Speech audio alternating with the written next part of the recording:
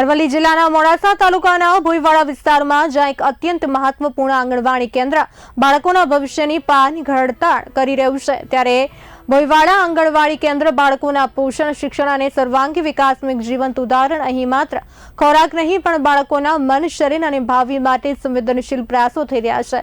આંગણવાડીમાં બાળકોને અઠવાડિયાના મેનુ મુજબ પોષણયુક્ત ખોરાક આપવામાં આવે છે, જે બાળકોના શારીરિક વિકાસ માટે અત્યંત જરૂરી છે. શિક્ષણ અને મનોરંજનની પ્રવૃત્તિઓ, રમતો, ગીતો, વાર્તાઓ અને કવિતાઓ દ્વારા બાળકોની સર્જનાત્મકતા, ભાષાકીય ક્ષમતા અને આત્મવિશ્વાસ વિકસાવવામાં આવે છે. આ કેન્દ્ર પાછળ છે સમર્પિત તેડાગર અને કાર્યકર્તાઓ, જેમની મહેનત અને સેવા ભાવના ભોઈવાડા આંગણવાડી કેન્દ્રને એક આદર્શ સંસ્થા બનાવે છે. સવારનો નાસ્તો બનાવું છું, બપોરનો નાસ્તો બનાવું છું અને મેનુ પ્રમાણે બનાવું છું. અને અમારે જે આંગણવાડીમાં જે લોટ આવે છે તેની અમે વાનગીઓ બનાવીએ છીએ. રોજની સવારનો, બપોરનો એ રીતે વાનગીઓ બનાવીએ છીએ. અને સોમથી શનિ અમારે અલગ અલગ વાનગીઓ હોય છે. એમાં સોમવારે અમારે સુખડી, ફ્રૂટ અને મસાલા ભાખરી અને તુવેર દાળનો લચકો.